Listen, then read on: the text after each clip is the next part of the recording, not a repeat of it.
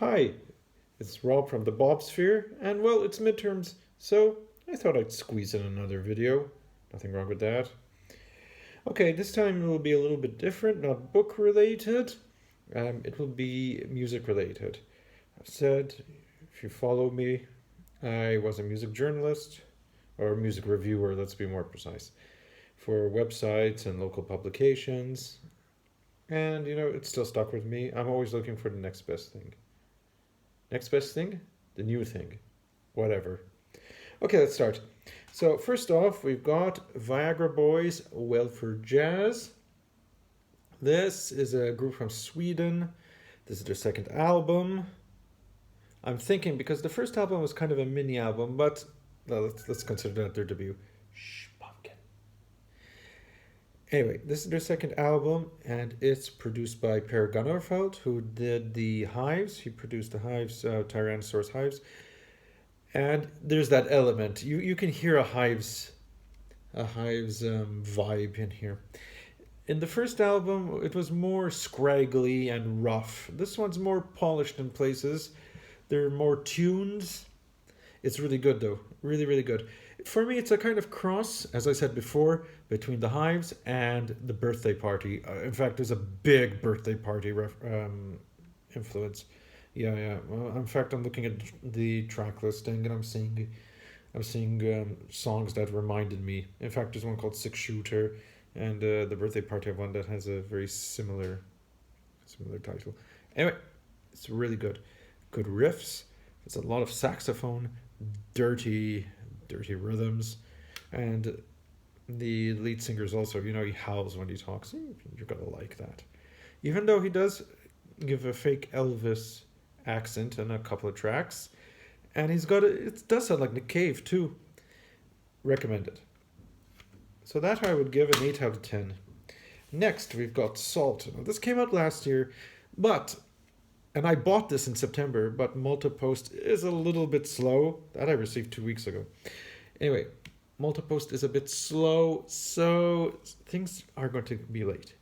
In fact, now I have a small pile I can talk about, which I couldn't. But anyway, so what are Salt? Salt, actually, it's a bit difficult to see how many people are in the band, or who's the lead singer, or anything like that. They're quite anonymous, and they're quite reclusive.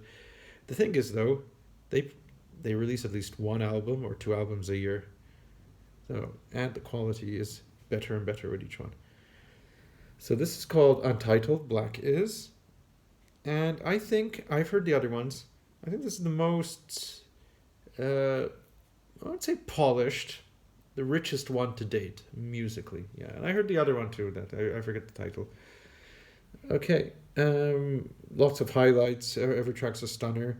It's a bit like gospel mixed with a bit of hip hop and a lot of classic soul in there. But it's with crisp production, it is really really good, really good. I think my favorite track, yeah, it is Bow, and it stars Michael Kiwanuka on vocals. Next, we've got Sleaford Mods. Now, Sleaford Mods are a duo. They're from north of England. You can hear that through their accents. And this, I don't know which album it is now. They release an album every single year. Eighth? Ninth? I don't know. This is Spare Ribs. Now, like Clinic, which is another band I like a lot, Sleaford Mods tend to do the same thing, but or Mac DeMarco as well, they tend to do the same thing, but there's always a slight difference.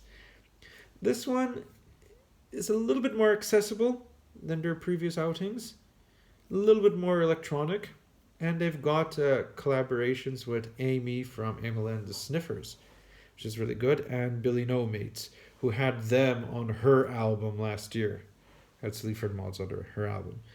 So those are one of the two standout tracks. Let's see, the one with Billy No Mates. Did I say Billy No Mates? Yeah, is Mork and Mindy. That's one I really like. And Nudge It. That's the one with Amy from Amy Lynn Sniffers. That's a stunner. It's one of the best things they've done. So if you like beats, if you like yelped vocals, sometimes they're a bit rappy, sometimes not. Sometimes it's very spoken word in places. Um, I would say any Sleaford Mods album is a great entry point. You don't have to worry. They more or less do the same thing. It's always good. I enjoy them. I have a lot of fun listening to their records. By the way, I always prefer the physical copy. I've tried so hard with Spotify, but I can only use it to discover maybe a new track or so. Other than that, same with YouTube. I need a physical product. Maybe there's something wrong with me. Being old fashioned. Who knows? And the last one we have is the Avalanches, and We Love You. The Avalanches can do no wrong, so maybe I'm biased, but this is another great one. This one's a bit saying that. This one's a grower. Now, the Avalanches are an Australian group, and what they do is they collage samples, and they do it in such a way that the sample becomes theirs, and you actually get a whole song. Their first album, Since I Left You, I could say is one of my favorites of all time. That one has a more has a more DJ set feel to it, but still really, really, really, really good. It's a 10 out of 10 album. It's very whimsical, and it's got light moments. It's got dancing moments. The second album, the title escapes me, is more, I would say, is more naive, actually, very childish, very summery, though.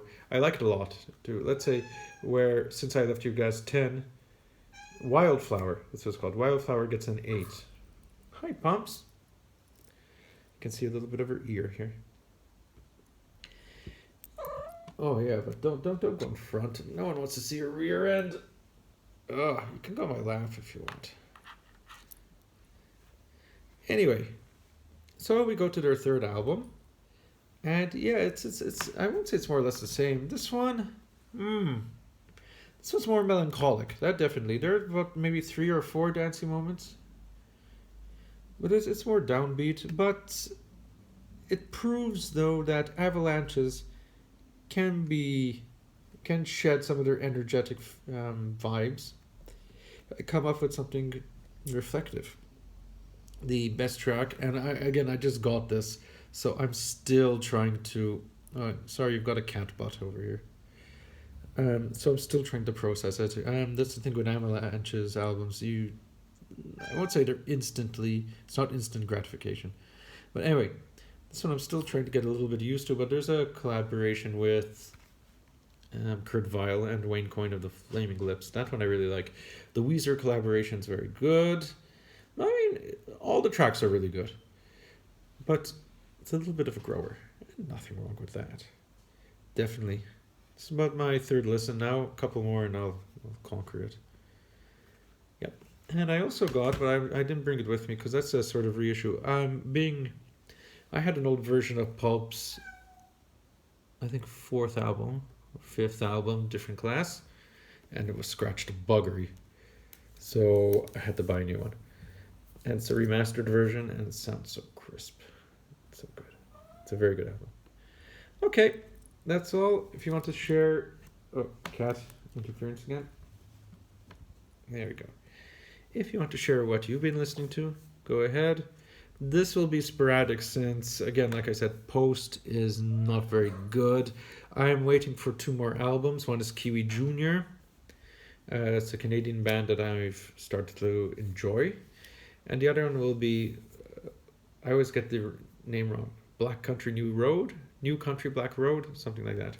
I'll be getting that, who knows when. And I'm supposed to receive a Janelle Monáe album, but that was back in September. We'll see. Okay, what have you been listening to? Don't, just tell me. I like talking about music. I like talking about books.